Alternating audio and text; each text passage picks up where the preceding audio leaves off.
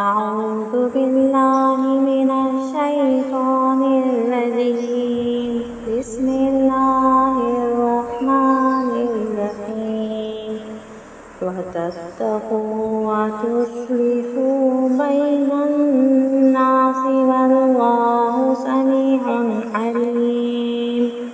لا يؤاخذكم الله باللغو في أيمانكم